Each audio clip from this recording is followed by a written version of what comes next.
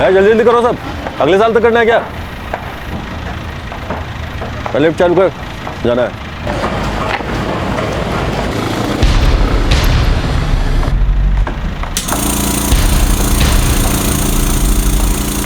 कौन?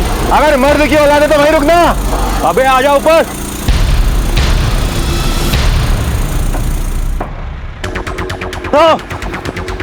माधव अबे कहाँ मर गया?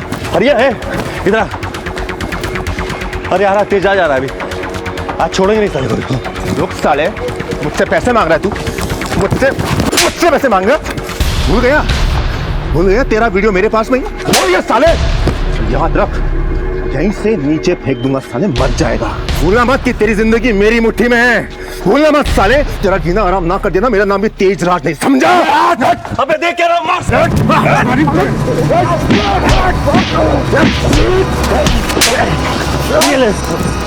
ये जो तुम दो तूने मारे ना वो रहे, और ये ले साला मुझे मारेगा। अगली बार हाथ उठाने से पहले ना 10 बार सोच लियो। क्या कर रहे हैं यहाँ पे? नीचे काम रुका है, इसके लिए तुम लोगों को पैसा मिलता है। चलो फटाफट चलो यहाँ से, चलो। तेरी साले।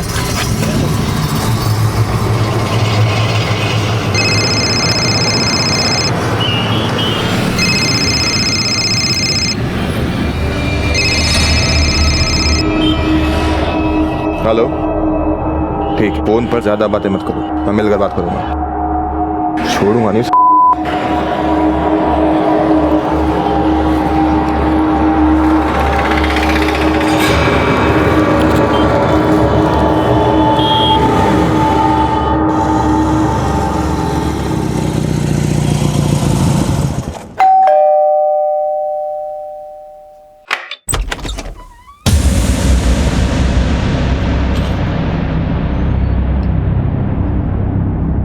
दुआ सलाम करने का मन भी नहीं करता अब तो। बेहतर यही होगा कि उससे दूर रहो। शर्म आती है कि नहीं इस उम्र में ये सब कुछ करते हुए? बहुत बार बोल चुका हूं, लेकिन अब आखिरी बार बोल रहा हूं, ये जो कुछ भी कर रहे हो बंद कर दो। और हाँ, एक और बात, इस उम्र में क्या होगा ये बताने की मुझे जरूरत नहीं है।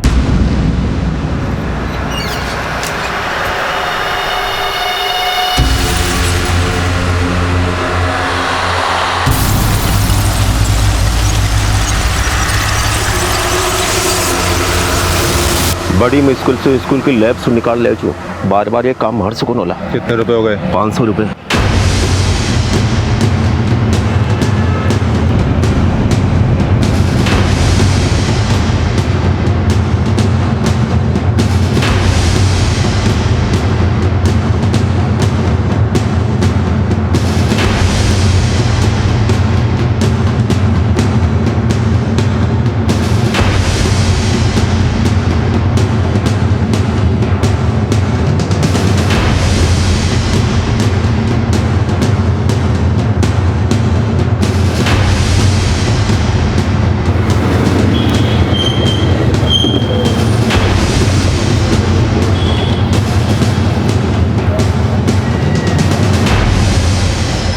हेलो, हाँ, प्लान वही है, 10 बजे। तुम कुंडी मत लगाना। हाँ, बाकी सब मैं संभाल लूंगा।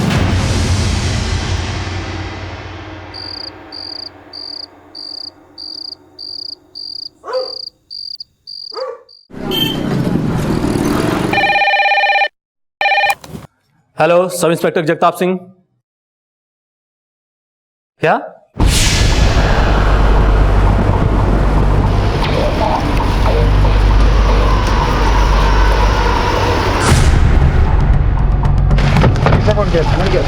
क्या है? पूरा एरिया अच्छी तरह से छान मारो। जी सर।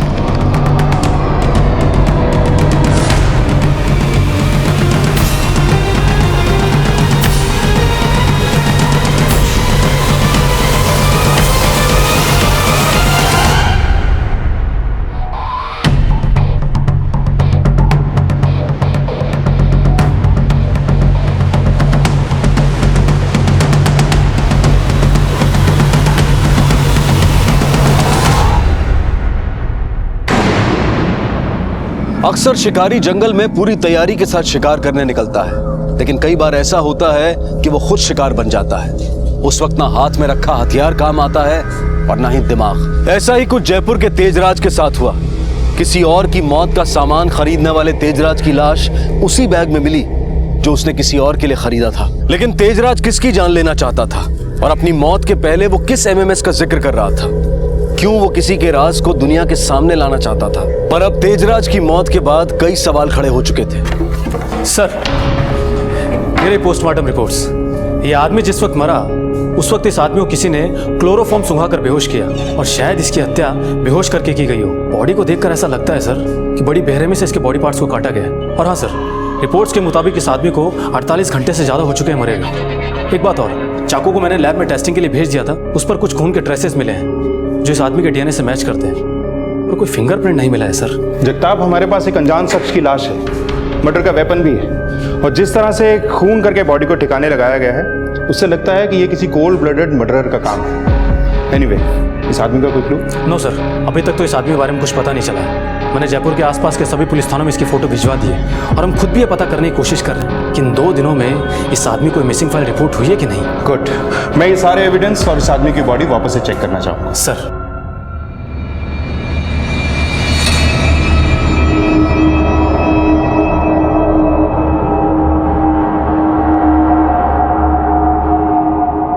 सर, ये बॉडी के कपड़े, एक चाकू जिसे हत्या की गई, एक बारकोड मिला सर साथ।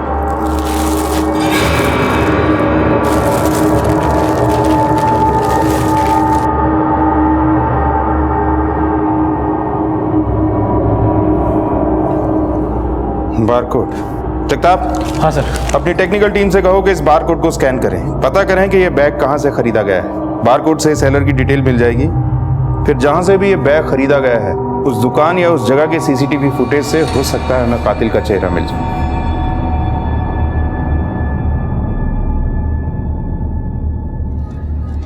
पतंग? माँ, तुम मेरे लिए पतंग लाई है? हाँ बेटा, तुम्हें पतंग पसंद है ना? हाँ। इसलिए आपकी माँ आपके लिए पतंग लाई है। थैंक यू माँ। माँ, हाँ? आज शाम को जल्दी आओगी ना?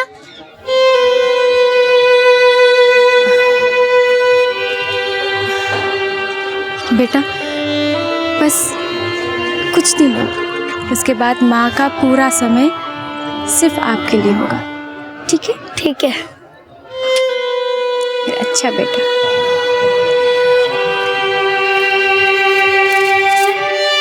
माँ देखो, मेरी पतंग उड़ रही है।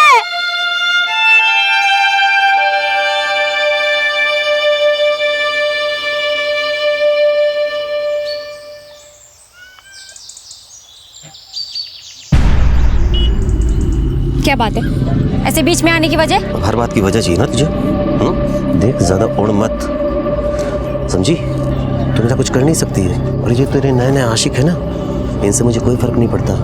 इन सबको कैसे ठिकाने लगाना मुझे मालूम है, और तू जानती है कि मैं क्या कर सकता हूँ। चल।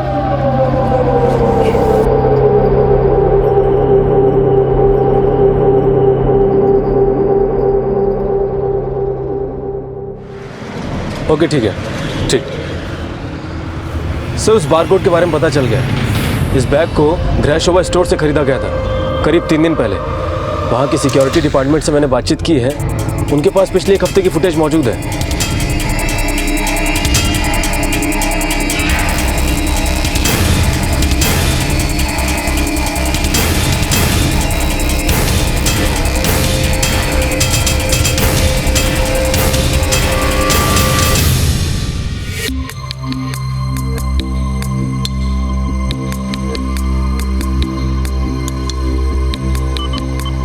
सर, यहाँ तो विक्टिम खुद है।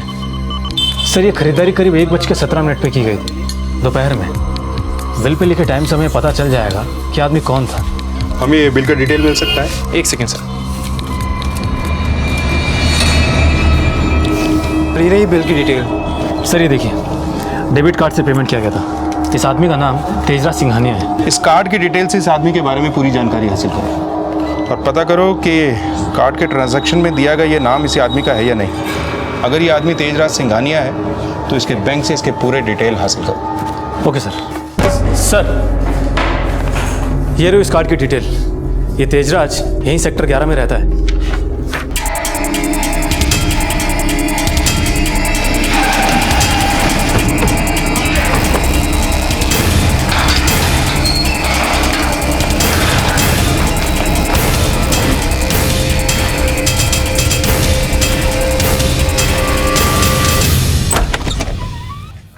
राइट जगताप, हाँ सर। Search everything.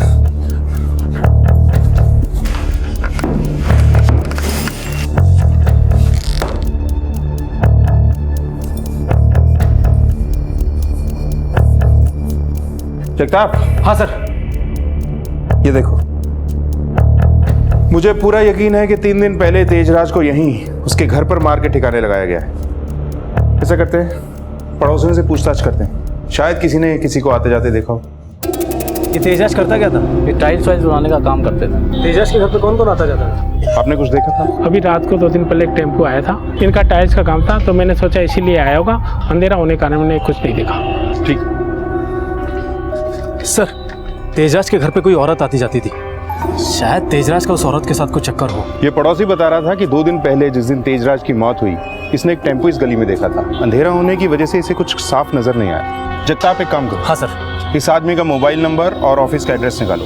अगर ऑफिस में कोई और काम करता है तो उससे भी पूछताछ करो। Okay sir.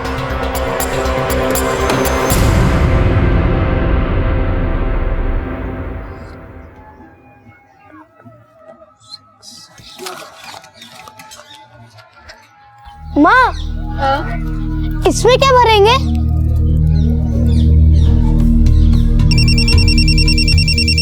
बेटा 1 मिनट पकड़ो।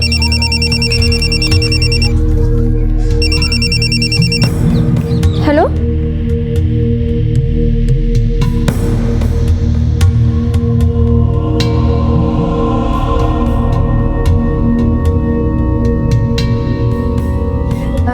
मयूर बेटा आप पढ़ाई करो, मैं भी आती हूँ।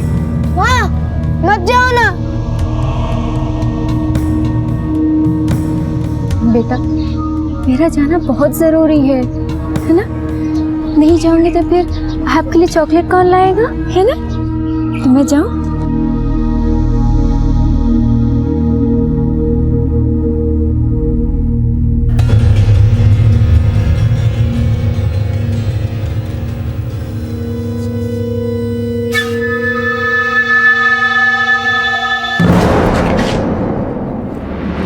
आप यहाँ? हमें अच्छा लगा आपको देखकर। अब कुछ ऐसा कर दीजिए कि मज़ा ही आ जाए। अब तो तुम तुम्हारे पति को भी नहीं बता सकती।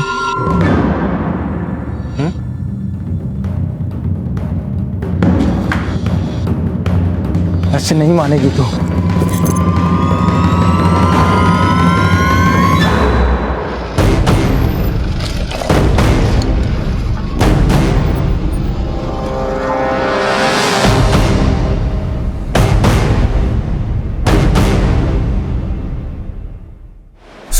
तेजस साहब के उनके पिता जितेंद्र सेठ से बिल्कुल नहीं बनती थी और यही वजह थी कि वो उस घर में रहकर भी बिल्कुल अकेले रहते थे।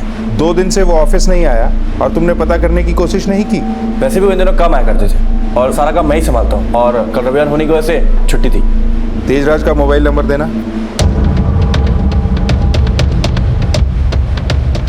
तेजराज का केबिन कहाँ है? ऑफिस इधर है, आइए मैं दिखाता हूँ। सर ये रहा उनका केबिन। ये कंप्यूटर तेजराज इस्तेमाल करता होगा। Yes sir.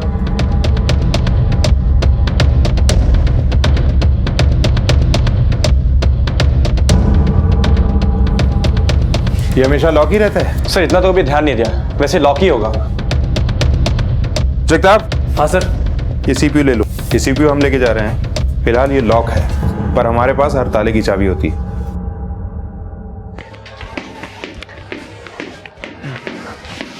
मयूर।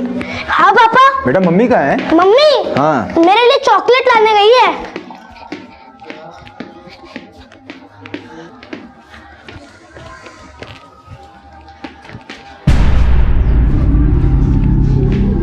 कहाँ गई थी कुसुम?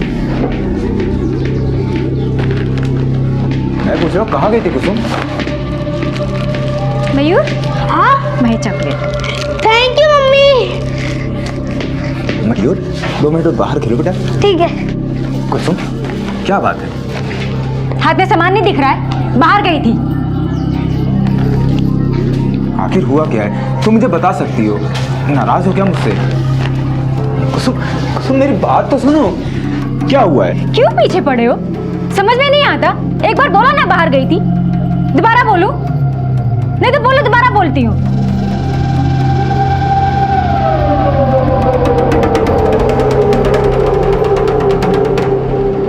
कुसुम के बारे में जो कुछ भी दिख रहा था, क्या वो सच था? क्या कुसुम की ही वजह से तेजराज की जान गई थी? और क्या वो अपने पति को भी धोखा दे रही थी? भुवन के साथ काम करने वाला माधव आखिर ऐसा क्या जानता था जिसकी वजह से कुसुम उससे मिलने गई और जिसके बाद माधव ने कुसुम के साथ बलात्कार किया? ये सारे सवाल एक जवाब के इंतजार में थे जो बहुत जल्द सामने आने वाला था। चित्ररंजन जी, आपके बेटे की मौत का हमें भी दुख है, लेकिन हमने लोगों से सुना है कि आपकी अपने बेटे से बनती नहीं थी। क्या मैं जान सकता हूं कि इसका कारण क्या है? सर, मेरे बेटे से बने या ना बने, पर सच्चाई तो यही है ना कि मैं उसका बाप हूं। हाँ, बिजनेस को लेकर कुछ कहासुनी हुआ करती थी मेरे और उसके बीच, जिसके बाद उसने ये घर छोड़कर अलग रहने का फैसला किया। आपको किसी पे शक है? जी नहीं।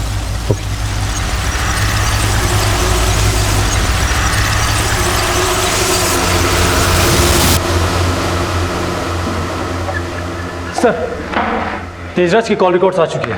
मैंने कॉल रिकॉर्ड्स को अच्छे से चेक किया है। उसमें कई नंबर्स थे, पर जिस नंबर पर वो सबसे ज्यादा बातचीत किया करता था वो तो तेजराज के नाम पर ही रजिस्टर निकला। उसका खरीदा हुआ बैग और उसी का खरीदा हुआ चाकू, और ये नंबर भी उसी के नाम पे। माजरा क्या है? खैर, वो सीपीयू अनलॉक हुआ? सर, हमारी टेक्निकल टीम उस पर काम कर रही है। लॉक खोलने के प्रोसेस में सारा डाटा इरेज ना हो जाए, इसलिए थोड़ा टाइम लग रहा है। गुड। जगताप, एक काम और करो। हाँ सर। इस तेजराज के पिछले 1 साल के सारे डिटेल्स निकलवाओ। ये कहाँ गया, किस किस क्लाइंट से मिला, सब पता करो। और हाँ, इसके ये दोनों नंबर जो इसके नाम पे रजिस्टर्ड हैं, इसका पूरा 1 साल का कॉल डिटेल्स निकालो। ये कब कब और कहाँ एक्टिव थे, सब पता करो। Okay sir.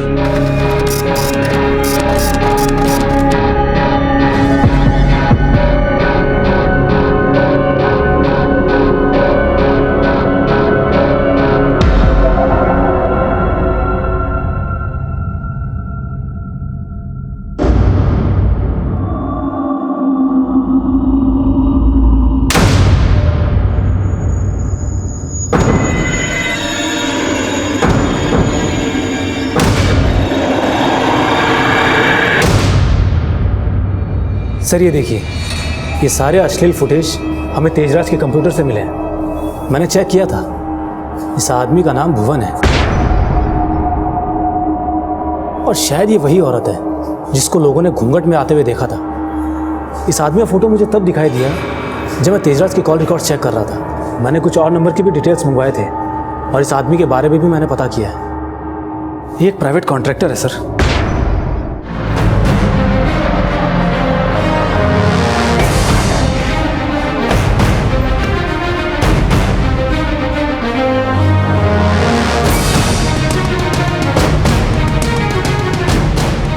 क्या रे भुवन, बड़े तोड़ने जोड़ने के कॉन्ट्रैक्ट लेता है। अब तेरा कॉन्ट्रैक्ट हमारे पास है। हमें देख के तू समझ ही गया होगा कि हम क्या तोड़ते हैं। अरे हुआ क्या? अरे हुआ क्या साहब, ये तो बताओ। अरे हमने किया क्या है? क्यों मारा तेजराज को? क्या बात कर रहे हैं साहब, हम काहे मारेंगे तेजराज को? झूठ मत बोल।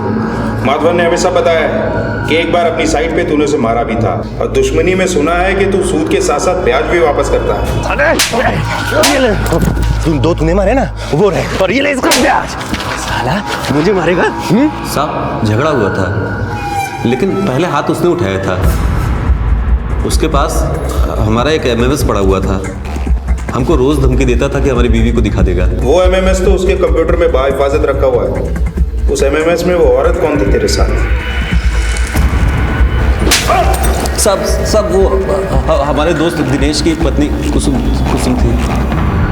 दिनेश टिफिन सप्लाई करने का काम करता था। कभी कभी मुझे मजदूरों की कमी पड़ती थी तो मजदूर भी सप्लाई करता था।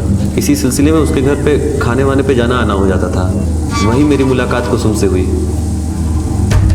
धीरे धीरे कुसुम पास आने लगी और एक दिन जब दिनेश घर पे नहीं था तो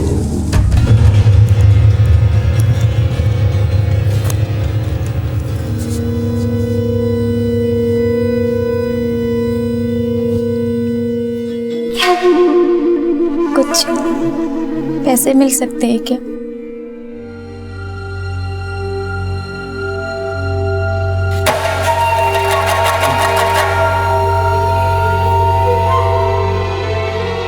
उसके बाद ही मुझे मालूम चला कि कुसुम का चक्कर मेरे ही साथ नहीं बल्कि और लोगों के साथ भी है। तेजराज के साथ भी उसका चक्कर चालू हो गया था। साहब, वो तेजराज कुसुम के पीछे पागल हो गया था। मुझे भी उसने धमकी दी थी कि कुसुम से ना मिलूं। इसी कारण हम लोगों के बीच मारपीट भी हुई थी। जिस रात तेजराज का खून हुआ उस रात तू कहाँ था? साहब, मैं अपनी बीवी के पास था।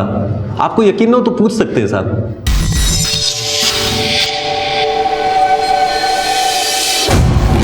सर, मैंने भुवन की बीवी से बातचीत की थी। वो उस रात अपनी बीवी के साथ घर पर ही था। मैंने फ़ोन लोकेशन भी ट्रेस किया था। फ़ोन लोकेशन भी घर का ही निकला। लेकिन हाँ सर, भुवन ने जो कुसुम का एड्रेस बताया था, उस एड्रेस पर तेजराज का दूसरा नंबर अक्सर एक्टिव था, जिससे उसे अक्सर कॉल्स आया करते थे। मैंने उस नंबर के मर्डर वाली रात के कॉल डिटेल मंगवाए। मर्डर वाली रात को भी वो नंबर वहीं एक्टिव था। इसका मतलब वो दूसरा नंबर कुसुम इस्तेमाल कर रही थी। जगताप, फौरन एक टीम तैयार कर दो। वक्त आ गया है कि इस केस में उठे हर सवाल का जवाब कुसुम अपनी जबान से दे। चलो कुसुम, मेरी बात तो सुनो। कुछ नहीं सुनना मुझे। बात समझने की कोशिश करो कुसुम। मैं तुमको समझाना चाहता हूँ। चुप रहोगे तुम? कुसुम, क्या हुआ सर? कुसुम के जाने का वक्त हो गया दिनेश। इसे कुछ जरूरी सवालों के जवाब देना है। चलो कुसुम, लेके चलो इसे। लेकिन साहब, हुआ क्या साहब? साहब, देखो कुसुम, जो नंबर तुम यूज कर रही हो वो तेजराज के नाम पे रजिस्टर्ड है। तुमने अपना नंबर अपने नाम पर क्यों नहीं खरीदा? क्योंकि साहब, नंबर खरीदने के लिए जो कागज लगते वो मेरे पास नहीं थे। तेजराज से तुम्हारी जान पहचान कैसे हुई? मैं उसके पिता चितरंजन सेठ को जानती हूँ। चितरंजन? तुम चितरंजन को कैसे जानती हो? मैं सर अपने पति के साथ जगह जगह टिफिन बांटने जाया करती थी। उसी सिलसिले में मैं एक बार चितरंजन सेठ के ऑफिस भी गई थी। ये तुम्हारा इस महीने का टिफिन का हिसाब। बहुत बहुत शुक्रिया। कैसा लगेगा अगर इससे भी दोगुना पैसा हर रोज तुम्हारे हाथ में हो?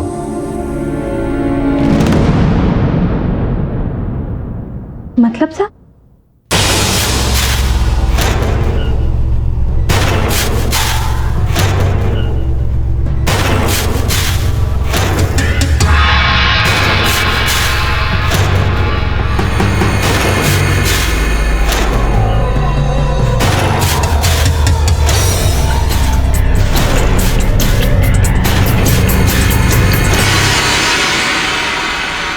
इसके बाद साहब मैं तेजाज से भी मिली। उसने भी मुझे पैसे दिए थे। उन दोनों के बीच मेरी वजह से तनाव बढ़ता गया था। तेजाज पागल हो गया था साहब, क्योंकि मैं बहुत से लोगों के साथ ये सब करती थी। तेजाज भी उन लोगों में से एक था। तेजाज साहब मेरा इस्तेमाल कर रहा था। तुमने उसे क्यों मारा? क्योंकि साहब वो सब लोगों को डराने धमकाने लगा था जिनसे मैं पैसे कमाती थी। उसने साहब उसने भुवन को भी धमकाया। यहाँ तक कि उसने मुझे भी धमकी दी कि मैं उसके हिसाब से चलूं, नहीं तो वो मेरे पति के सामने मुझे बेकदाब कर देगा। जिस तरह साहब कुत्ता पागल हो जाए तो उसे गोली मार देनी चाहिए, उसी तरह साहब मैंने भी मार दिया उसे। जगताप, जैसा कि ये औरत बता रही है, मुझे इसकी बात पर यकीन नहीं। हो ना हो, इस सब में इसके साथ कोई ना कोई जरूर था जिसका नाम ये हमसे छुपा रही है। क्योंकि जिस तरह से तेजराज की जान गई है वो किसी अकेली औरत का काम नहीं हो सकता। इसमें जरूर उसने किसी ना किसी की मदद की। क्या इस सब में चितरंजन उसके साथ नहीं हो सकता? सर, पर एक बाप अपने बेटे को। जगताप, यहाँ मामला बाप और बेटे के रिश्ते से ऊपर उठ चुका है। दोनों की जान एक ही औरत में बसती है। ऐसे मामलों में जहां दो लोगों की जान एक ही चिड़िया में बसती हो, एक की जान जाना लाजमी है।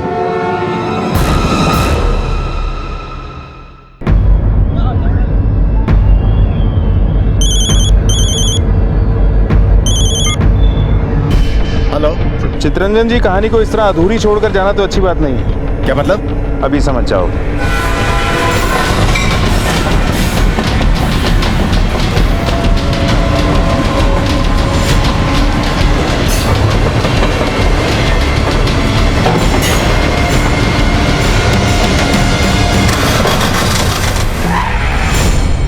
मैं कहीं भाग नहीं रहा था, दिल्ली जा रहा था जरूरी काम से बिजनेस के सिलसिले में। पर मुझे लगता है कि अब आपको दिल्ली जाने की कोई ज़रूरत नहीं है, क्योंकि अब आप जेल की सलाखों के पीछे जाएंगे। बहुत मज़े लिए हैं आपने कुसुम से इस उम्र में। अपने बेटे को मारने से पहले हाथ नहीं कांपे आपके? ये आप क्या कह रहे हैं? मैं अपने बेटे को नहीं मार सकता। हाँ, ये सच है कि मेरे और कुसुम के बीच अवैध संबंध थे, जिसके कारण मेरे बेटे से रिश्ता खराब हुआ। पापा, वो शर्म नहीं आती आपको? अगर बाहर किसी ने देख लिया ना, आपका जीना मुश्किल कर देंगे। मेरी जिंदगी मैं कैसे जीऊंगा ये मैं डिसाइड करूंगा, और मुझे अपनी मंजिल पता है। कुसुम, मुझे विश्वास नहीं होता कि इस उम्र में आप ये सब कुछ कर रहे हैं। हमें भी विश्वास नहीं हो रहा कि इस उम्र में आपके ऐसे शौक और ऐसे अरमान हैं। कुसुम ने हमें सब कुछ बता दिया।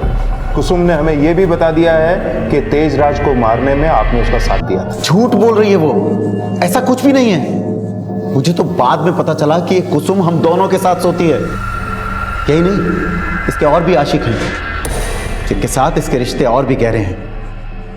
मैंने अपने बेटे को नहीं मारा सर, मुझे लगता है अपने किसी आशिक के साथ मिलकर इसने मेरे बेटे को मारा है। आप कहें और हम मानने, ऐसा नहीं हो सकता है। जब तक सब कुछ साफ नहीं हो जाता, आप यहीं रहेंगे हमारे मेहमान बनके।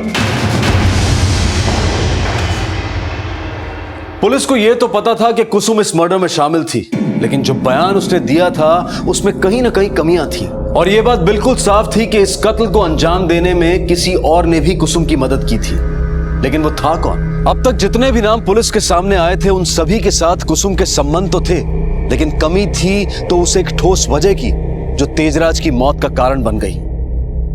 कुसुम, इस खून में तुम्हारे साथ और कौन था?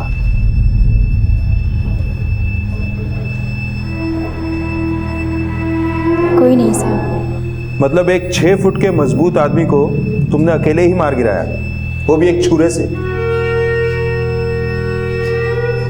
नहीं साहब, पहले मैंने उसे क्लोरोफॉर्म सुंघाया, जिसकी वजह से वो बेहोश हो गया।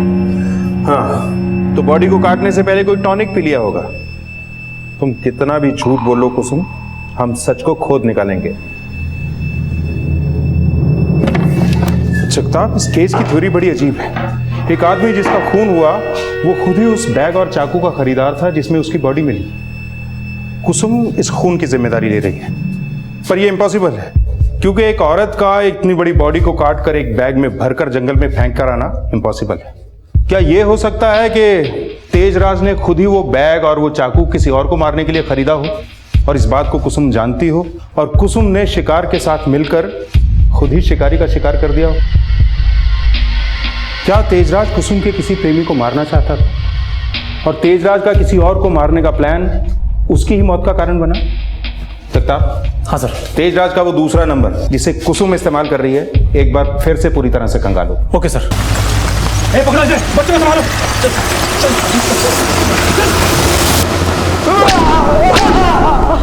तेजराज को क्यों मारा तुमने?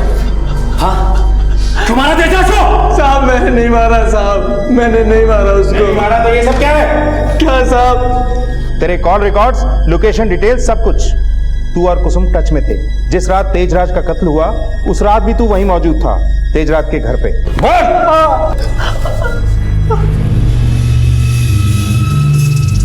साहब, दिनेश मेरा मौसेरा भाई है। बिहार से वो हमें यहाँ काम के सिलसिले में लेकर आया था।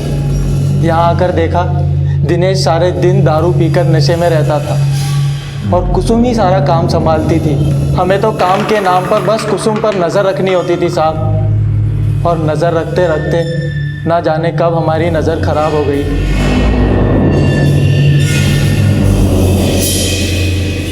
साहब कुसुम ने 1 में 4 जोड़कर दिनेश के कान में मेरे खिलाफ जहर भर दिया था साहब, और इसीलिए दिनेश ने मुझे भुवन के साथ साइट पे काम करने में लगा दिया, और वहीं दिनेश से मेरी मुलाकात होती रहती थी। अब ये बता कि कुसुम के बेटे को क्यों उठाया तूने? कौन है बे? तेरा बाप। अरे बाप से याद आया, तेरा बच्चा कहाँ है दिनेश? बच्चा? याद नहीं आ रहा? कोई बात नहीं, अभी लेकर चलता हूँ तेरे बच्चे के पास। चलो। अरे क्या कर रहे हैं साहब? देख दिनेश, तूने जो किया ना, ये तो बस उसका ट्रेलर था। अब तू डिसाइड कर ले कि तुझे पूरी फिल्म दिखाएं या तू पूरी कहानी सुनाएगा। बोल। शराब की लत ने पैसों की जरूरत पैदा कर दी थी, और इन पैसों की जरूरत ने मेरे अंदर एक हैवान को जन्म दे दिया था। मैंने सोचा कि जुआ खेलकर अच्छा पैसा कमा लूंगा, पर नहीं साहब, वहां भी तकदीर ने मेरा साथ छोड़ दिया।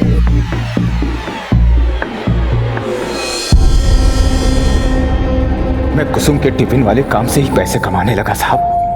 मेरी बदकिस्मती कि एक वक्त के बाद कुसुम ने भी मुझे पैसे देने से इनकार कर दिया था। दिनेश, पर्स छोड़ो, छोड़ो पर्स, छोड़ो पर्स। ये पैसे मैंने मेहनत से कमाए हैं, तुम्हारी अय्याशी के लिए नहीं कमाए हैं मैंने। मेरे बच्चे के काम आएंगे पैसे। तुम तो दारू पियोगे जाके। नहीं दे सकती मैं पैसे तुमको। मैंने सोच लिया था साहब कि पैसे तो मैं लेकर ही रहूंगा, इसके लिए मुझे कुछ भी करना पड़ जाए। मैंने मेरे बेटे के खाने में चूहे मारने की दवा मिला दी साहब, और मैंने जाकर कुसुम को कह दिया कि उसे ब्लड कैंसर है। बस वो फौरन डॉक्टर से मिलना चाहती थी। बहुत बिगड़ने वाली थी साहब। डॉक्टर वर्मा ने सब संभाल लिया। एक काम करो बेटा, आप बाहर जाके बैठो, हम आपके फादर से बात करेंगे।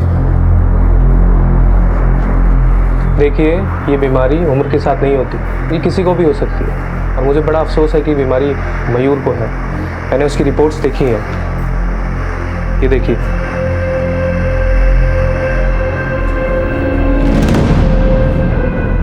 उसका केस काफ़ी क्रिटिकल है, उसका इलाज हमें जल्द से जल्द शुरू करना होगा, और ये इलाज काफ़ी महंगा भी है, हमें इसमें लाखों रुपए लग सकते हैं। साहब, हम कहीं से भी करके सारे पैसे ले आएंगे, हम कुछ भी करेंगे, कहीं से भी इंतजाम कर लेंगे। आप बस मेरे बच्चे को बचा लीजिए, मेरे मयूर को आप बचा लीजिए। उसे कुछ हो गया तो मैं भी जहर खा के मर जाऊंगी साहब। मैं आपके सामने प्रार्थना करती हूँ साहब, मेरे बच्चे को बचा लीजिए, बचा लीजिए मेरे बच्चे को। मुझे मालूम था साहब कि मयूर को बचाने के लिए वो कुछ भी करेगी, बस मैंने उसकी मजबूरी का फायदा उठा लिया साहब। क्या बात है, आज बड़ी गुमसुम हो? मयूर के बारे में सोच रही हूँ, कहाँ से आएंगे इतने सारे पैसे, कैसे मैं क्या करूँ, हमारे पास तो कुछ भी नहीं है।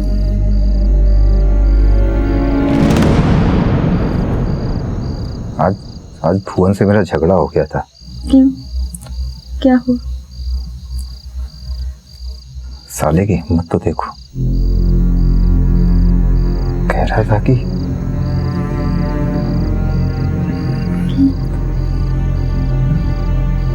क्या कह रहा था? कह रहा था कि वो तुम्हारे साथ सोना चाहता है, चाहे जितने पैसे ले लो।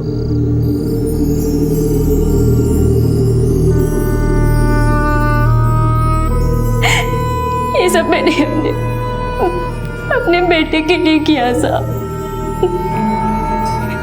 उसको बचाने के लिए ये सब मैंने किया। मेरी मुलाकात भुवन से हुई, उसने मुझे ये सब करने के लिए 2 लाख रुपए दिए साहब। फिर साहब दिनेश ने आके बताया कि इलाज में और ज्यादा पैसे लगेंगे। उसके बाद चितरंजन ने मुझे 7 लाख रुपए दिए। सब मैंने जो कुछ भी तेजराज के बारे में बोला सब झूठ था, सब झूठ था साहब। तेजराज ने कभी मुझे परेशान नहीं किया, कभी नहीं।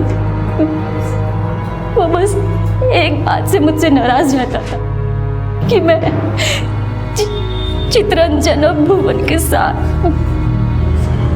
दोनों के साथ।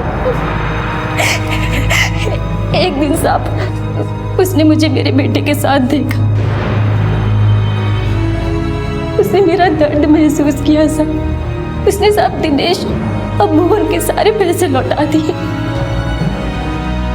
और उसने मेरे मयूर को एक बड़े और एक अच्छे डॉक्टर को भी दिखाया। कुसुम, क्या कहा डॉक्टर ने? मेरा मयूर ठीक तो हो जाएगा ना? ठीक तो तब होगा ना जब इसे कुछ हुआ होगा। कुछ नहीं हुआ इससे, तेरा बेटा एकदम ठीक है।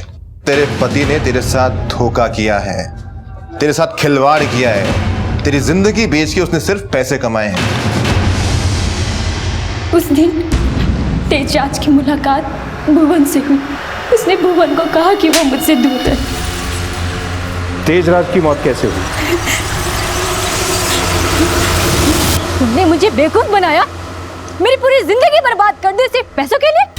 मैं तुम्हें नहीं छोड़ूंगी, पुलिस में जाकर सब कुछ तुम्हारे खिलाफ सच सच बताऊंगी, सब कुछ। तुम्हें मैं जेल में सड़ते हुए देखना चाहती हूँ। इतना आसान है मुझे जेल भेजना? मयूर अभी 4 फीट का है, अच्छा लगेगा कि उसके छोटे छोटे 4 टुकड़े कर दूं?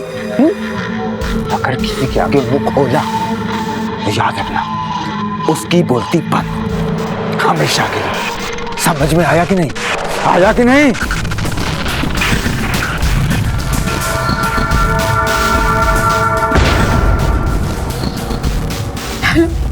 तेजराज वो मेरे बेटे को मार देगा, उसने मुझे धमकी दी है।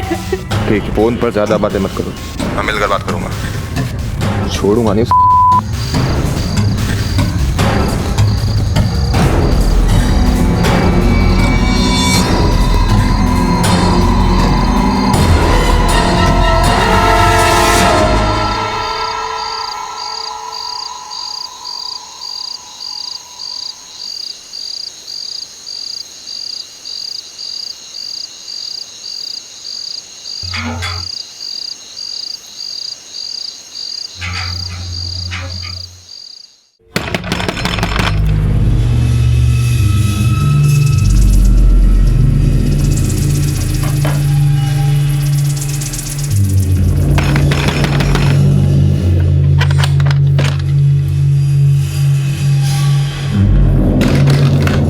क्या हुआ? तेजराज, मुझे ये सब ठीक नहीं लग रहा है। जो हुआ सो हुआ। मुझे नहीं लगता कि हमें दिनेश को जान से मारना चाहिए। क्या बातें कर रही हो तुम ये? दिनेश इंसान नहीं है, हैवान है, और हैवान को मारना कोई गलत काम नहीं है। नहीं, मुझसे नहीं होगा ये, मैं नहीं कर सकती। मैं कहूंगी तुम भी मत करो। अगर मुझे कुछ हो गया तो मयूर को कौन देखेगा, उसे कौन संभालेगा? प्लीज बात को समझने की कोशिश करो, प्लीज प्लीज। ठीक है, ठीक है, अगर तुम कहती हो तो मैं दिनेश को नहीं मारूंगा। मैं ये चाकू, ये क्लोरोफॉर्म, ये बैग, ये सब फेंक दूंगा। ठीक है, मैं तुम्हारे लिए कुछ भी कर सकता हूँ, कुछ भी। साले, मुझे मारने की सोच रहे हो तुम लोग? मुझे मारने की सोच रहे हो तुम लोग? मुझे मारने की सोच रहा था ना? ले, मुझे मार।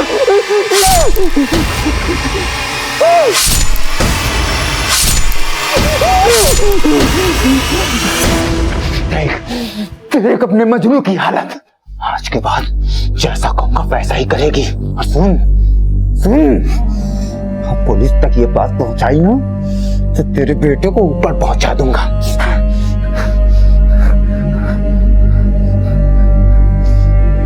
माधव, जल्दी आजा।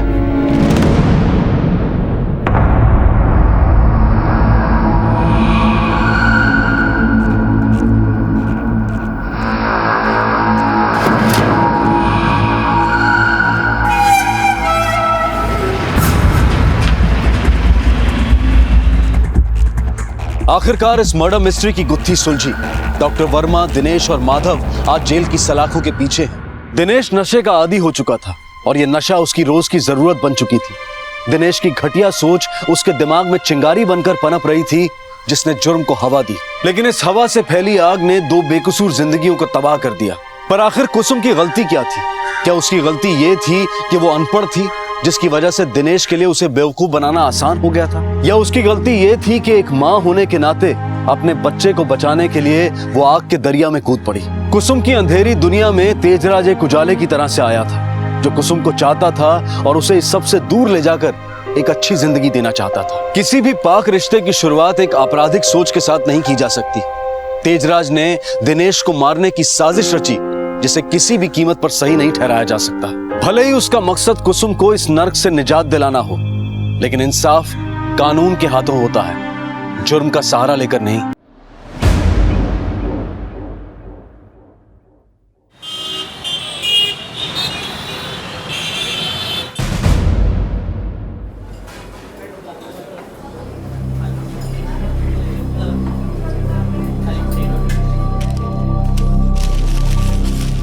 गोपाल जी 2 रुपया कम है, कल दे दूंगा, चलेगा ना? कल 2 रुपए आ जाएंगे? हाँ आ जाएंगे, दे दूंगा। तो फिर समोसे भी कल ही खा लेना। आज अगर समोसा नहीं खाओगे तो मर नहीं जाओगे, समझे? चले आते। अरे 2 रुपया के लिए इतना बातें सुना रहे हैं आप मुझे? अरे कल तू अगर बिना पैसे दिए हुए मर गया ना, तो फिर मुझे पैसा वसूलने के लिए तेरे घर में अगले जन्म में कुत्ता बन करके पैदा होना होगा। मैं नहीं कह रहा हूँ, बुजुर्ग लोग कह गए हैं। कागज भी मेरा खराब कर दिया। हाँ? कैसे आदमी है? हट चल भाग।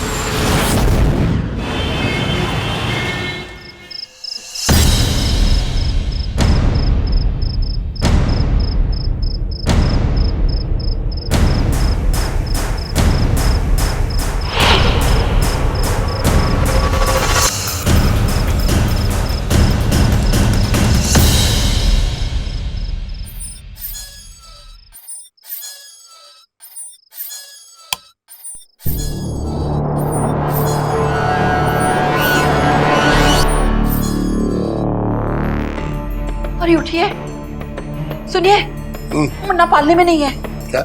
मुन्ना पालने में नहीं, देखिए। पालने में नहीं है? अरे देखो वहीं कहीं गिर गया होगा, उधर देखो। आप भी। अरे अमित, अमित। पकड़ो पकड़ो।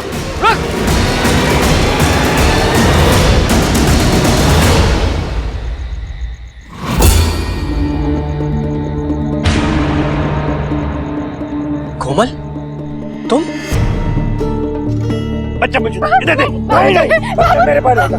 बच्चा मुझे दे। बाबूजी, बाबूजी, बाबूजी, बाबूजी, मुझसे मेरा बेटा मत छीनिए, प्लीज मेरा बच्चा वापस दे दीजिए। ये फालतू की बातें बंद कर। मैं तेरा बच्चा कोई बाजार में बेचने नहीं जा रहा हूँ। अगर तुझे बच्चा चाहिए तो अपने बाप से कहे मेरी शर्त पूरी करे। जब तक पूरी शर्त नहीं होगी तब तक ये बच्चा मेरे पास जमा रहेगा, समझी तू? बाबूजी, मैं आपके पैर पड़ती हूँ, मुझसे मेरा बच्चा मत छीनिए। मत समझ कि तेरी इस हरकत में मैं तेरे पाँव नहीं तोड़ रहा हूँ, समझी? चल भाग यहाँ। तुम लोग यहीं खड़े रहोगे या अंदर भी चलोगे? मैं अंदर जाकर के बंद कर लूँ। चलो सब लोग अंदर। समझ बाबूजी।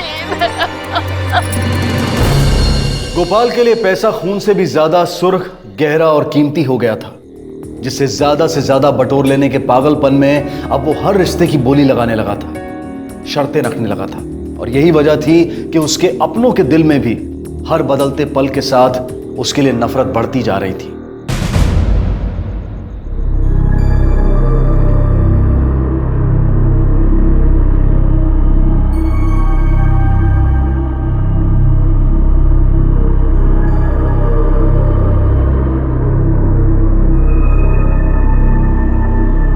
कोमल, बेटा, बेटा कहाँ चली गई थी तू?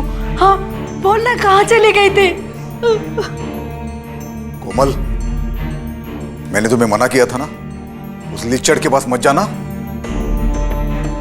कैसे न जाती, मेरा बच्चा उनके पास। ये अकल तुम्हें पहले नहीं आई? जब मैंने उस अनएजुकेटेड, अनकल्चर्ड घर के साथ कोई भी रिश्ता बनाने के लिए मना किया था? पापा, जो कुछ हो गया आप उसे बदल नहीं सकते। प्लीज, प्लीज उनकी सारी शर्तें मान लीजिए। नहीं, चाहे जो कुछ भी हो जाए, लेकिन उस घटिया गोपाल की एक भी शर्त नहीं मानूंगा मैं। और उसने ये जो प्रॉब्लम खड़ी की है ना, उसका कोई ना कोई तोड़ तो जरूर निकालूंगा मैं।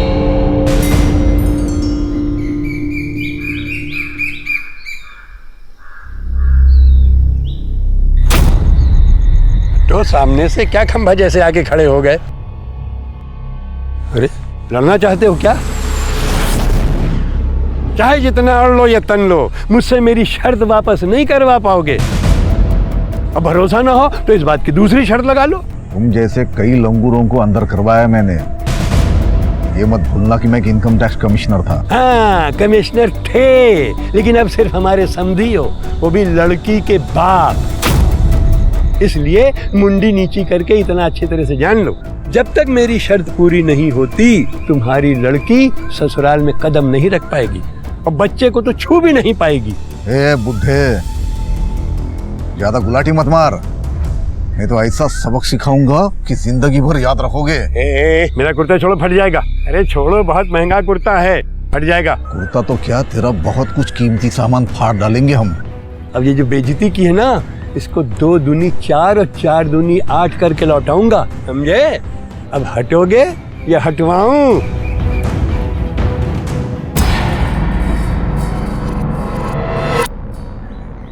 अरे कंचन, अमित के बाबूजी कहाँ गए? कुछ पता है? हमको कुछ बताया नहीं अम्मा। अजीब बात है, आज तो दुकान का भी छुट्टी है और फिर भी चले गए और मोबाइल भी नहीं उठा रहे।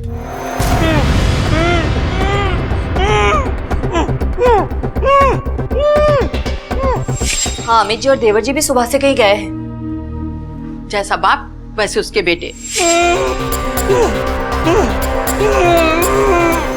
का नहीं आए हैं? अच्छा ठीक, हाँ।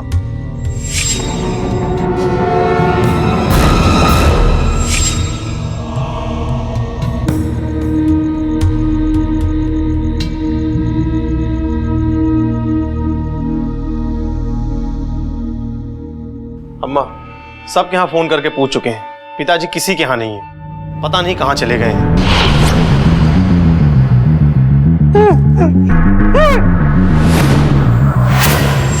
भैया, मुझे लगता है हमें पुलिस में रिपोर्ट करवानी चाहिए। कहीं ऐसा ना अम्मा उन्हें कुछ हो गया।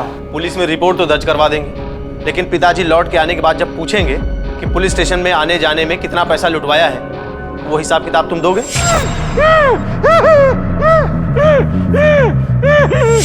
ये लीजिए, आप लोग खीर खाइए। खीर? यहाँ पिताजी सुबह से गायब हैं, घर नहीं आए हैं और तुमको ये खीर सूझ रहा है? बाबूजी नहीं है तभी तो खीर बनाया है ना। अगर बाबूजी होते तो खीर बनाने देते क्या? नहीं ना। अभी आप लोग खीर खाइए ना, पता नहीं दोबारा फिर बनाने का मौका मिले या ना मिले। अरे इसमें काजू बादाम हिसाब से डाले हैं कि नहीं? पता है तुम्हारे बाबूजी एक काजू बादाम गिन गिन के रखते हैं। अरे बाबूजी आने से पहले हम बर्तन धुल के रख देंगे और उनको पता भी नहीं चलेगा। अभी अगर बाबूजी आ गए ना तो पता नहीं किस किस के जेब खर्च से पैसे काट लेंगे। चलिए सब मिलके हम खीर खाते हैं। अक्सर अपराध के पीछे 3 कारण होते हैं: संबंधों की उलझन, अहम और अहंकार में लिपटी बदले की भावनाएं, या फिर सब कुछ पाने, हासिल कर लेने का लालच और लोभ से भरी आतुरता। कानपुर शहर में 7 अप्रैल 2014 की सुबह अपराध का जो नया चेहरा सामने आया वो बेहद खौफनाक ही नहीं बल्कि हैरान कर देने वाला था। एक रेस्टोरेंट के मालिक की हत्या जहां कई सवालों के साथ सर उठाए खड़ी थी, वही खामोशी से ये बात भी बता रही थी कि इस बर्बर हत्या के पीछे ऐसा कुछ तो जरूर था जो नफरत से सड़कर बेहद कड़वा और जहरीला बन चुका था।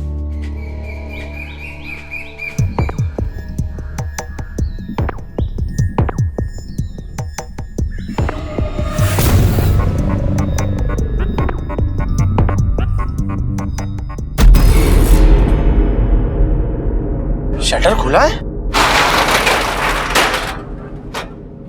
बाबूजी, बाबूजी,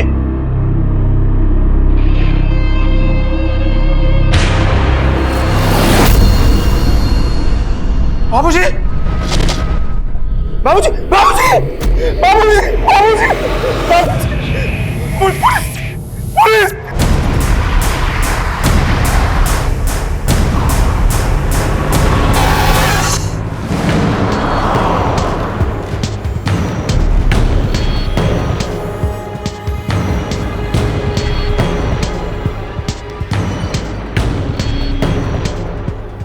किसी ने बहुत बेरहमी से मारा इसे, जानबूझकर ऐसे मारा है किसी ने या लड़ाई झगड़े में हुआ है?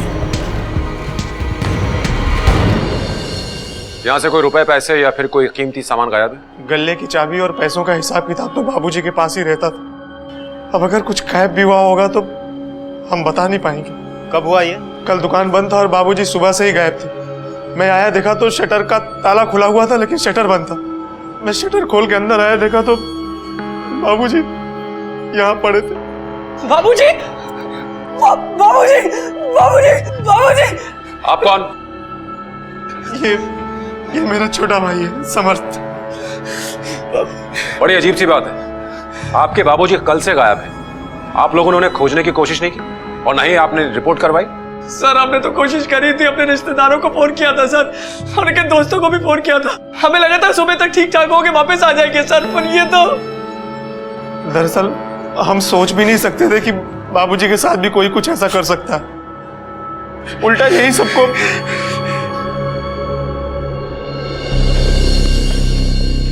कल तुम लोगों में से कौन कौन आया था? सर कल दुकान बंद था। कोई सामान चोरी हुआ यहाँ से? नहीं सर। देखिए फिलहाल आप लोगों में से बिना पुलिस को इन्फॉर्म किए शहर से कोई नहीं जाएगा। जा लाश को पोस्टमार्टम के लिए भेजो। Yes sir. सर उस एरिया में जाकर पूछताछ की तो पता चला कि कुछ लोगों ने कल सुबह गोपाल जी को अपने दुकान के अंदर जाते हुए देखा था, मगर वो अकेले ही थे। इसका मतलब तो ये हुआ कि उस दुकान में पहले से कोई मौजूद था। उसने खून किया और उसके बाद मौका देखकर शटर डाउन किया और भाग गया। लेकिन सर वहां पहले से ही कोई कैसे हो सकता है, क्योंकि अमित जी ने हमें कहा था गोपाल जी के पास एक ही चाबी होती है जो दुकान की ओरिजिनल चाबी है। तो ऐसा भी हो सकता है कि गोपाल जी के बाद वहां कोई आया हो। चलो चलकर देखते हैं कि कौन उनसे इतनी नफरत करता था। सर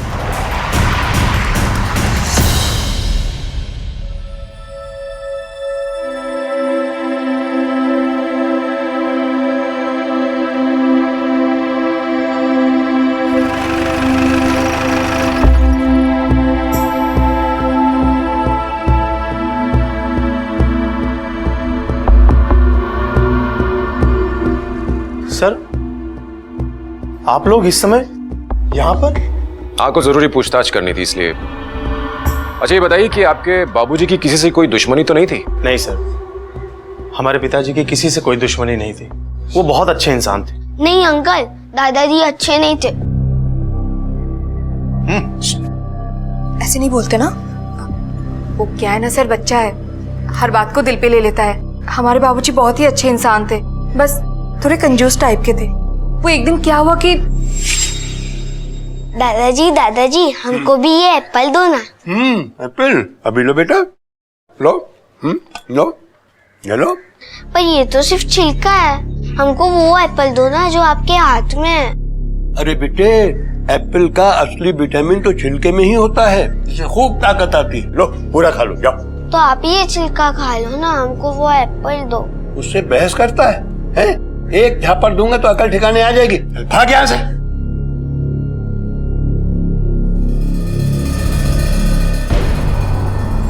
हाँ सर, ये सच है कि हमारे पिताजी थोड़े कंजूस जरूर थे, लेकिन हम सब ने इसको अपना किस्मत मान लिया था। हम लोगों को इससे कोई तकलीफ नहीं थी, कोई शिकायत नहीं थी। साहब अमित बेटा ठीक ही कह रहा है, पर वो जैसे भी थे घर तो उन्हीं से चलता था। तो फिर उनकी दुश्मनी थी किससे? साहब दुश्मनी जैसा तो उनके साथ कुछ नहीं था। हाँ वो हमारे समझी थे ना, उनके ऊपर खार खाए बैठे हुए थे। समधी यानी कि आपके पिताजी? नहीं, इसके ससुर जी, हमारी देवरानी कोमल के पिताजी। सर पर वो कल ही कहीं शहर से बाहर चले गए हैं।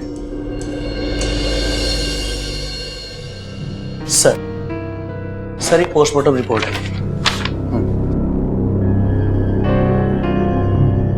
सर पोस्टमार्टम रिपोर्ट के मुताबिक गोपाल जी की मौत 11 बजे के आसपास हुई थी सुबह, और मौत के कारण गले में जबरदस्ती ठूसे गए रुपयों और सिक्कों के कारण दम घुटना बताया गया है। लगता है किसी ने भड़ास निकाली गोपाल जी पे। पहले कभी नहीं देखा ऐसा मर्डर।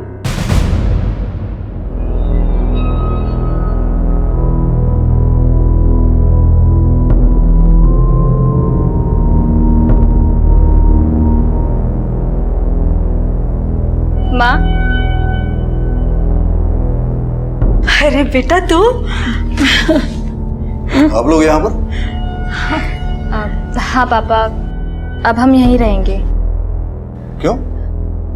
गोपाल तो मर गया, अब क्या प्रॉब्लम है उस घर में? अंकल वो भैया ने दुकान पर और घर पर सब चीजों पर कब्जा कर लिया है। करे कौन तेल में बनाया है जलेबी? कितनी बार बोला है कि पुराने तेल और चाशनी में जलेबी बनाया कर? हाँ?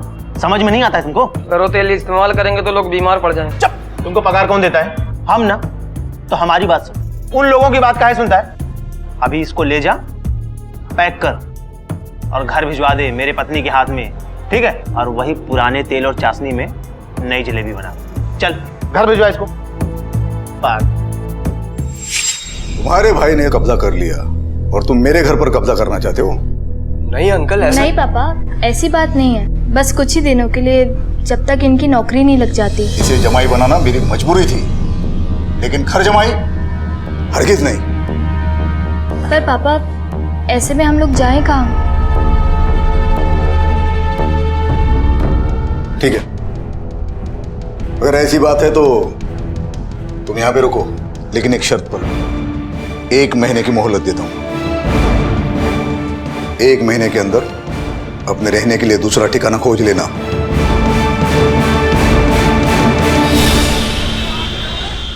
सर एक सेकंड, आपसे बात करनी है। हमारे परिवार में से कई लोगों को बाबूजी से बहुत शिकायत थी, उनकी कंजूसी और लालच के कारण।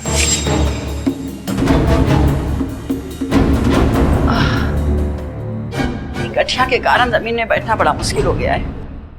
अरे कम से कम डाइनिंग टेबल खरीद लिए होते तो कम से कम खाना तो आसानी से खा सकते थे। अरे बैठ के नहीं खा सकती हो तो खड़ी होकर के खा लिया करो। अब डाइनिंग टेबल और कुर्सियां लेंगे, उतने पैसे अगर बैंक में रहेंगे तो उसके ब्याज से तुम्हारी गठिया का इलाज तो हो पाए।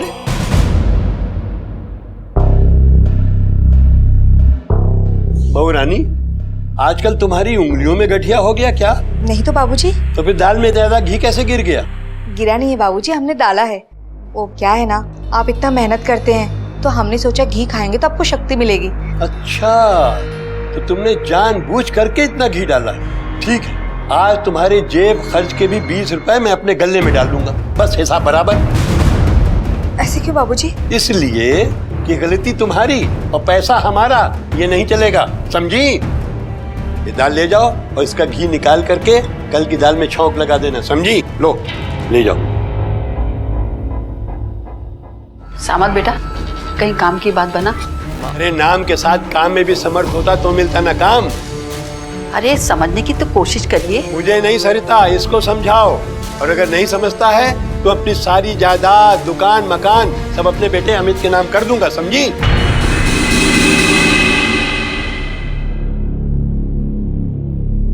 देवर जी, आप भी खाना खा लीजिए। नहीं भाभी, कुछ वक्त मुन्ने के साथ बिता ले। कंचन, आप ना हमसे बात मत करिए। जब भी हम आपकी बात सुनते हैं ना, सब काम गलत हो जाता है। अरे हुआ का? इतना जोर जोर से बोल रही हो, आंगन में सब बैठे, सुन लेंगे तो गजब हो जाएगा। क्या हुआ? आप ही ने तो कहा था उस बुड्ढे को घी पिला, बुड्ढा खुश हो जाएगा और खरीदारी के लिए पैसा देगा। उस बुड्ढे को तो घी चटवाने से अच्छा होता मैं किसी सांप को दूध पिला देती। कंजूस कहीं का। आपको पता है हमारा मन क्या कर रहा है? कहाँ?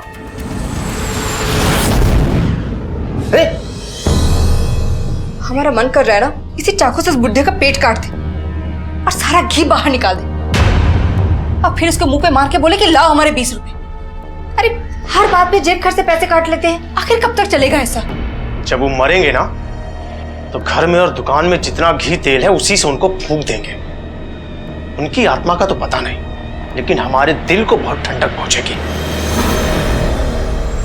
बाबूजी का हत्यारा हमारे परिवार में से ही कोई होगा। तो फिर तुम हत्यारे क्यों नहीं हो सकते हो? क्योंकि सर मुझ में उतनी हिम्मत नहीं है।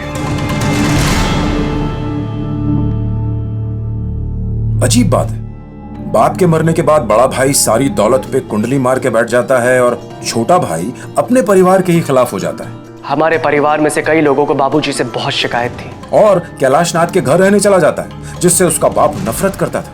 ये कैलाशनाथ वापस आया क्या? जी मैं कैलाशनाथ, गोपाल जी का समधी, रिटायर्ड इनकम टैक्स कमिश्नर। सुना है काफी नाराजगी थी आपकी गोपाल जी से। जी नहीं, नाराजगी तो नहीं थी, ये कह लीजिए दुश्मनी थी। नफरत करता था मैं उससे। हमारे साथ आइए। गोपाल जी के लिए आपकी नफरत और दुश्मनी कितनी थी, हमें ये जानना है।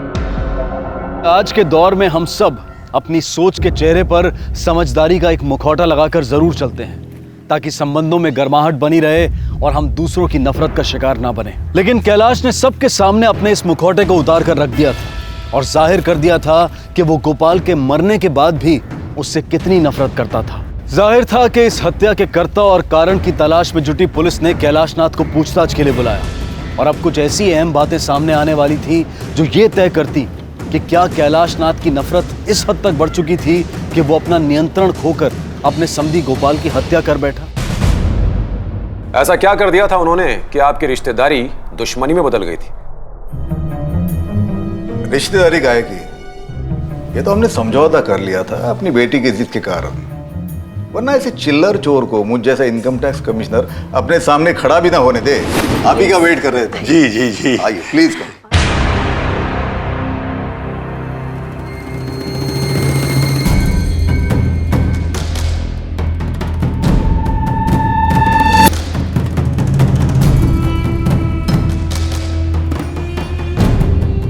बहुत बड़ा घर है आपका, बहुत ही बढ़िया। मीरा जी है।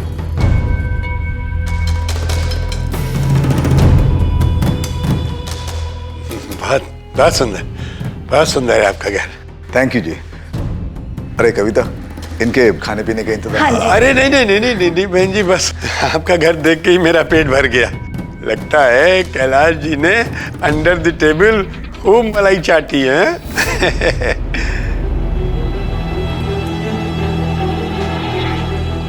मिस्टर गोपाल जी, बच्चों की रिश्ते की बात कर ले। हाँ बिल्कुल बिल्कुल बिल्कुल। भला घर आती हुई लक्ष्मी को कौन लंबा वेट कराएगा है? मतलब आप इतने भोले भी न बनिए कैलाश बाबू। अरे आप इतना भी नहीं समझते। अरे भाई, आपकी घर की लक्ष्मी मेरे घर आएगी तो खाली हाथ तो आएगी नहीं। तो मेरा मतलब यह है कि जो भी हिसाब किताब की बात है हम लोग पहले ही कर लें, ताकि बाद में कोई दिक्कत ना हो। तो आपको दहेज चाहिए? हाँ, अब कोई हम अपना लड़का कोई फोकट में तो आपको थोड़े दे देंगे। उठिए जी। उठो। अरे उठो। क्या कह रहे हैं आप? करो, बाहर में जाओ। अरे ये कोई लेना देना नहीं है। आपका लड़का फुकट में बेचो या रद्दी में बेचो, वो आपकी प्रॉब्लम है, मेरी प्रॉब्लम नहीं है। देखिए कैलाश बाबू, आप ठीक नहीं कर रही है। Get out of my house! ये अच्छा नहीं किया आपने। इसकी कीमत आपको भुगतनी पड़ेगी, कह दे रहा हूँ आपसे मैं। सर, उसी वक्त मैंने उस फैमिली से रिश्ता तोड़ दिया था, लेकिन सर मेरी बेटी ने जो है ना रो रो के अपना बुरा हाल कर लिया था। मुझे विश्वास था सर कि कुछ दिनों में वो समझ जाएगी, लेकिन नहीं। फिर एक दिन हुआ यूं कि मेरी बदकिस्मती कहो या फिर ये कोइंसिडेंस कहो, एक बड़े मनी लॉन्ड्रिंग स्कैम में गोपाल दास की दुकान का नाम निकला। मेरे डिपार्टमेंट से मुझे ऑर्डर मिले गोपाल की शॉप पर छापा मारने।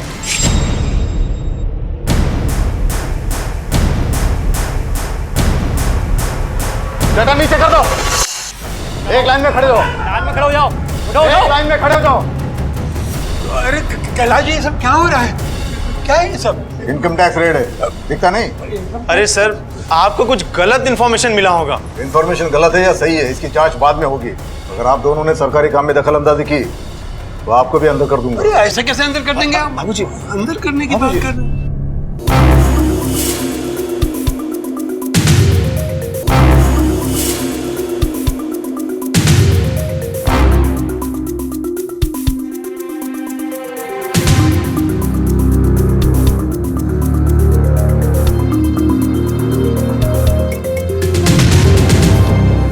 तरुण यादव।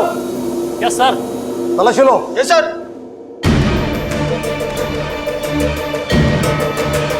ये क्या है? सर ये देखिए, यहाँ भी मिला। बहुत सारे पैसे सर।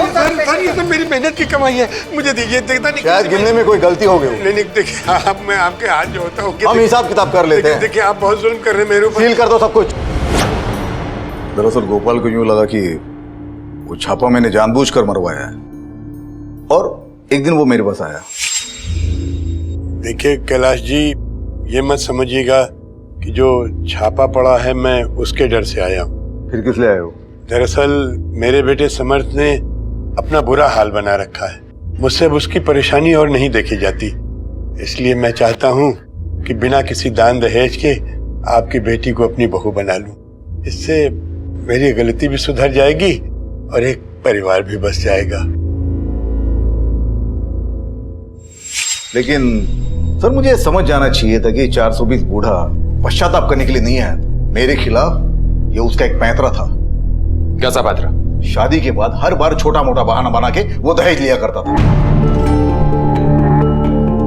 तो फिर आपने पुलिस कंप्लेंट क्यों नहीं लिखवाई? सर देखिए, एक ही बेटी मेरी, पैसों की लालच में ये बूढ़ा कहीं उसका घर न तोड़ दे, इस डर से मैंने उसकी हर बात मान ली। लेकिन सर इसी वजह से उसका कॉन्फिडेंस बढ़ गया, हर छोटी मोटी बात पर वो शर्त रखने लगा। जैसे इनकम टैक्स न देने पर तुम्हारे पिताजी ने मेरी दुकान के बाहर बड़ा सा ताला लटकवा दिया था, वैसे ही जब तक तुम अपने पिताजी से 20 लाख रुपए ससुराल टैक्स के लेकर के नहीं आ जाती हो, तब तक तुम्हारे लिए भी इस घर के दरवाजे पर उतना ही बड़ा ताला लटका हुआ मिलेगा तुम्हें। बाबूजी, मैं उन्हें बता दूंगी, पर अभी तो मुझे अंदर जाने दीजिए। जाओ जाओ, पैसे लेके आओ, तब बात करना। जाओ अभी नहीं। बाबूजी नहीं, नहीं बाबूजी सुनिए। ना ना ना, पैसे लेके आओ, पैसे लेके आओ। बाबूजी मेरा बच्चा भूखा है। अगर आपने उस दिन पुलिस में रिपोर्ट लिखवाई होती तो आज हमें यही नहीं कहना पड़ता कि उनकी हत्या कराने की आपके पास कोई ठोस वजह मौजूद है। कहीं तुमने अपनी दुश्मनी तो नहीं निकाली? आपकी बात बिल्कुल सही है सर, लेकिन मुझे अफसोस रहेगा कि उस लालची दुकानदार का हत्यारा मैं नहीं हूँ। आपकी उनसे आखिरी बार बात कब हुई थी? उस दिन मैं उसे मिलने गया था, लेकिन बात नहीं बनी। फिर उस दिन करीब 10 बजे उसने मुझे मिस कॉल दिया था। मिस कॉल इसलिए कि ताकि उसके पैसे खर्च न हो। मैंने कॉल बैक नहीं किया। उस दिन तुम कहाँ थे? मैं मेरे घर पे था। ठीक है, आप जा सकते हैं। Thank you inspector. लेकिन जब आप उस हत्यारों को पकड़ लोगे, मैं वापस आऊंगा, हाथ जोड़कर उसे धन्यवाद कह। गोपाल दास को मारना तो सभी चाहते थे, पर मारा किसे? विश्वास और प्रेम के गारे से बना इंसान का हर रिश्ता अनमोल होता है, उसकी कीमत नहीं लगाई जा सकती। लेकिन जब उस रिश्ते में अविश्वास और लालच का दीमक लगने लगता है, तब गहरे से गहरे रिश्ते की इमारत भी पलक झपकते ही टूटकर बिखर जाती है। गोपाल के लालच ने परिवार के हर रिश्ते को खोखला कर दिया था। प्रेम और विश्वास की जगह नफरत और षड्यंत्र ने ले ली थी, और यही वजह थी कि अब सिर्फ कैलाशनाथ ही नहीं, परिवार का हर सदस्य संदेह के घेरे में आ गया था। सर गोपाल जी का फोन रिकॉर्ड्स आ गए हैं। उन्हें आखिरी कॉल 7 तारीख को यानी कि हत्या वाले दिन सुबह 10 बजे आया था। और उन्होंने अपना आखिरी कॉल किसे और कब किया था? सर 3 दिन पहले अपनी ही दुकान पे। और उन्हें आखिरी कॉल किसका आया था? सर कॉल किसका आया था ये तो नहीं पता चला, लेकिन अपने ही दुकान के लैंडलाइन नंबर से। इसका मतलब एक बात पक्की है झा, कि जब गोपाल दुकान पर पहुंचा उस वक्त हत्यारा दुकान के अंदर पहले से ही मौजूद था। उसके पास दुकान की चाबी थी और गोपाल उसे जानता भी था। सर फिर तो हत्यारा परिवार का ही कोई है, या फिर करीबी कोई जिसकी पहुंच उस चाबी तक थी। लेकिन सर कैलाश जी के पास भी तो हत्या करने की ठोस वजह थी। वजह तो थी झा, लेकिन उनके पास दुकान की चाबी कैसे आ सकती है? एक काम करते हैं, दुकान चलते हैं।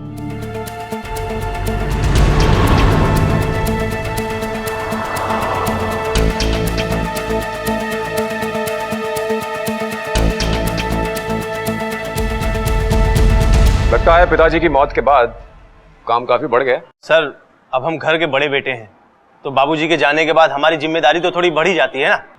कहीं ऐसा तो नहीं कि जिम्मेदारी के पीछे आपके पिताजी की कोई वसीयत हो?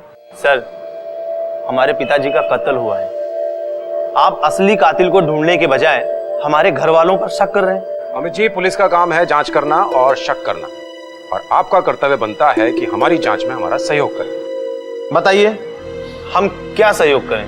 अपनी दुकान की ओरिजिनल चाबी दीजिए। जी जी हाँ, ये हो सकता है अब वो चाबी ही इस हत्या के रहस्य का ताला खोल दे। लाइए लीजिए।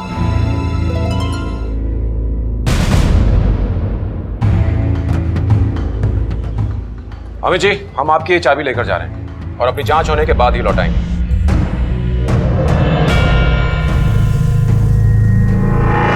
पुलिस को अब सिर्फ उस डुप्लीकेट चाबी बनाने वाले की तलाश थी, और उन्हें उम्मीद थी कि उसके बाद अपराधी बच नहीं सकेगा। लेकिन सवाल यह था कि क्या पुलिस को वो चाबी मिल जाएगी, या फिर वो चाबी उन्हें एक बार फिर से उलझा कर रख देगी।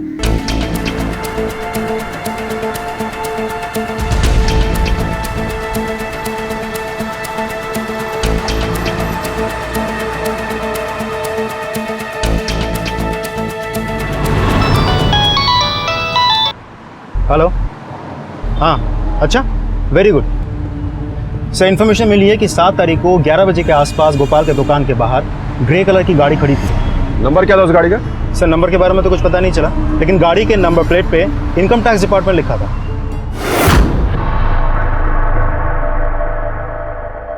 ग्रे कलर की कार जिसके ऊपर इनकम टैक्स डिपार्टमेंट लिखा हुआ है, वो गाड़ी आप ही की है ना? वो मेरी थी, अब है नहीं। अच्छा, तो अब ये भी बता दीजिए कि वो गाड़ी अब किसकी है? गोपाल। और ये कब और क्यों हुआ? मैंने कहा आपको खास मुबारकबाद दे दूं कि मेरे बेटे ने आपको नाना बना दिया। बेटा समर्थ। जी मम्मी जी। अब मुन्ना को लेके घर आना। हाँ?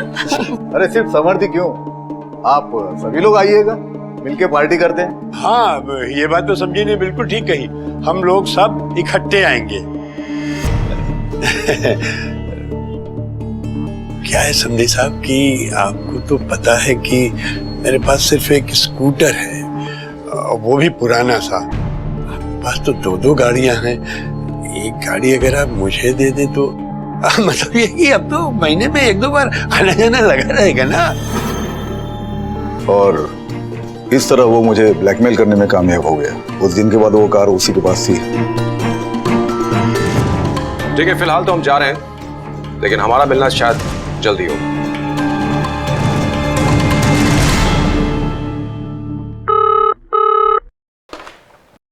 इंस्पेक्टर अरुण रावत है? ठीक है, हम थोड़ी देर में पहुंच रहे हैं।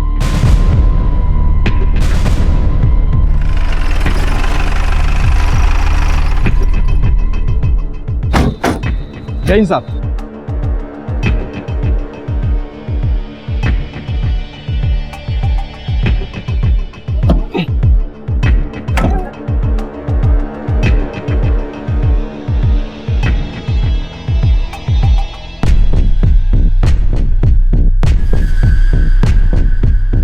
ये तो कैलाशनाथ का आईडी है। जी सर। लेकिन गोपाल का मर्डर तो उसकी शॉप पर हुआ था। फिर इस गाड़ी को यहां तक चलाकर कौन लाया? और ये खून किसका है इसमें? एक काम करो सर, इस आईडी को फॉरेंसिक लैब भेजो, मालूम पड़ना चाहिए खून किसका है। और इस कैलाशनाथ को तुरंत पुलिस स्टेशन बुलाओ। सर मेरी कार के बारे में मैं पहले ही आपसे कह चुका हूँ। रही बात मेरे आधार कार्ड की, वो तो कुछ दिन पहले गुम हो गया। मुझे तो लगता है कोई मुझे फंसाने की कोशिश कर रहा है। अक्सर जब सबूत अपराधी को घेरने लगते हैं, हर अपराधी यही कहता है कि मुझे फंसाया जा रहा है। खैर, अब आप ये भी बता दीजिए कि आपका वो आईडी कब और कहां खोया था? Sir 1 minute.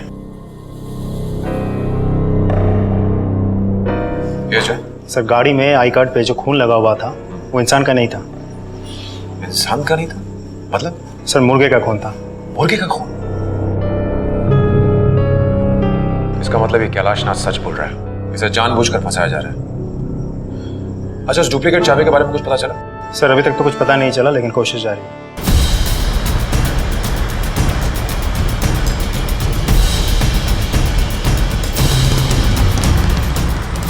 चाचा, हाल फिलहाल में साबुन के छाप लेकर आपसे ऐसी चाबी किसी ने बनवाया क्या?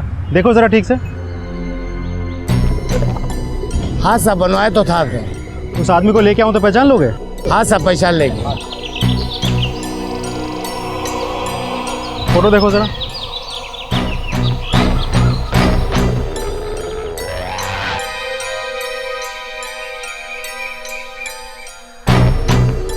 हाँ साहब, पहचान आई आदमी। ये आदमी? हाँ ये आदमी।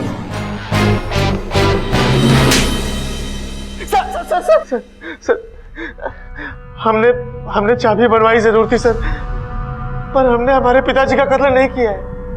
क्यों बनवाई थी चाबी? बोल। चोरी करने के लिए। हमारे पिताजी सबके सामने बहुत बेइज्जती किया करते थे, इसलिए। बाबूजी, सारा सामान आ गया? हाँ। सरवन, ले जा सारा सामान। तो पैसे वैसे बचे, सब लुटा आया? हाँ, ये 50 रुपए बचे भी हैं, और ये लिस्ट। मैंने तुझे 5,000 रुपए दिए थे, ये 4940 का हिसाब है। 50 रुपए तूने मुझे वापस किए, 10 रुपए कहाँ गए? 10 रुपए बाबूजी मैंने भिखारी को दे दिया।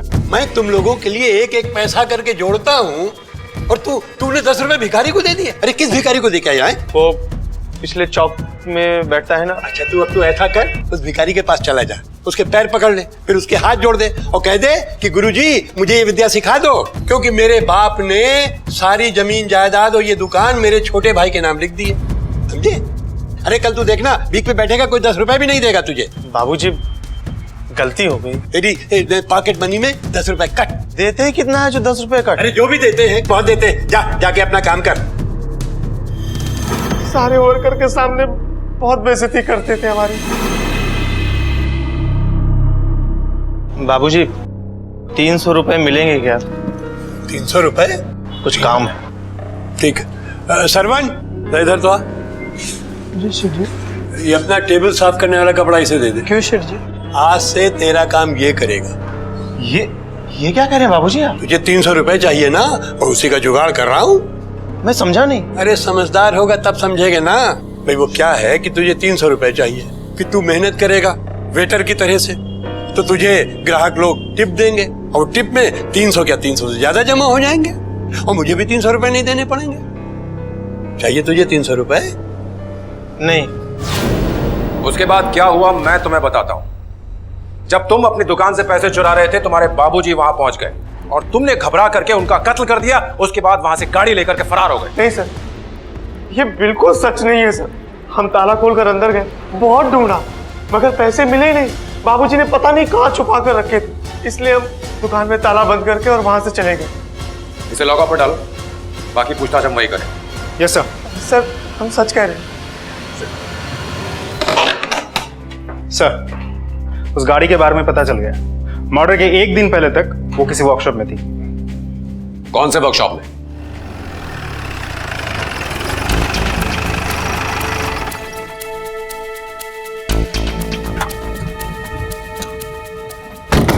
ये फोटो देखो जरा, ये गाड़ी आई थी। जी सर, पर इसमें कोई खराबी नहीं थी, इसलिए फ़ोन करके वापस करवा दी। किसको फ़ोन किया था? सर नाम तो नहीं बताया, बट हाँ उनका ड्राइवर आया था अगले दिन गाड़ी लेने। ड्राइवर? ये गोपाल जैसे कंजूस आदमी के पास ड्राइवर कहाँ से आ गया? अच्छा, इस ड्राइवर का नाम बता सकते हो? सर नाम 1 मिनट चेक करके बताता हूँ। हाँ।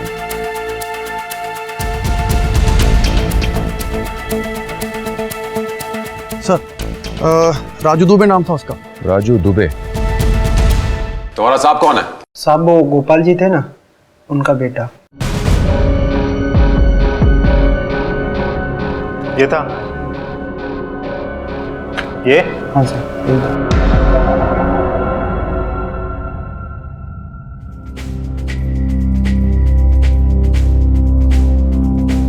अरे समर, इंटरव्यू कैसा हुआ आपका?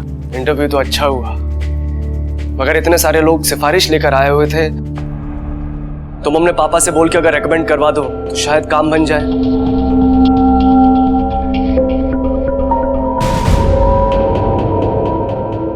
इंस्पेक्टर साहब आप एक इंटरव्यू हमें भी दे दो, तो हम तुम्हें एक ऐसी जगह रेकमेंड कर देंगे जहां से तुम चाहोगे तो भी तुम्हें कोई बाहर नहीं निकालेगा। मैं कुछ समझा नहीं।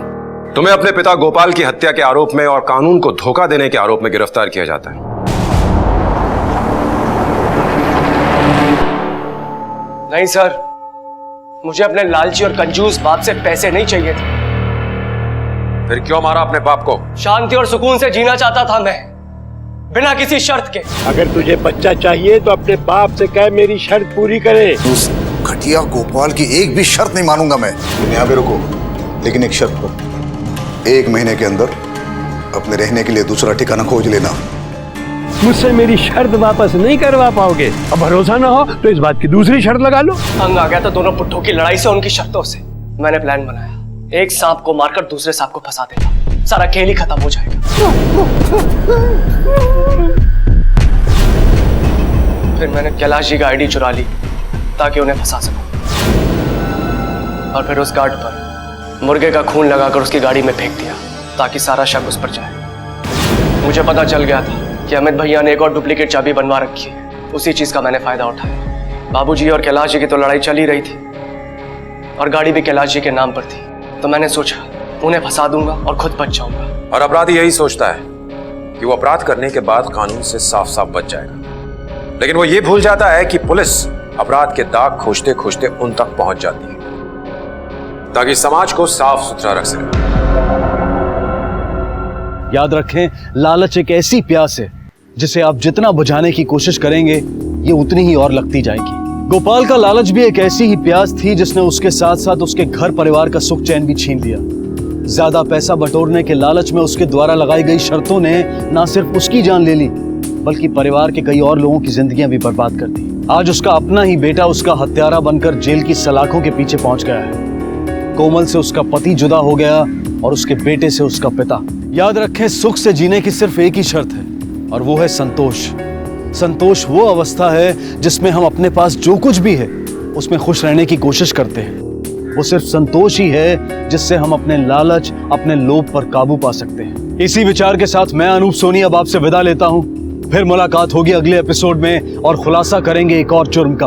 तब तक अपना और अपने परिवार का ख्याल रखें और देखते रहें क्राइम पेट्रोल डायल 100। सबक एक को, सीख हम सबको। जय हिंद। क्राइम पेट्रोल के और भी दिलचस्प कहानी देखने के लिए हमारे चैनल को सब्सक्राइब करें और बेल आइकॉन दबाना न भूलें।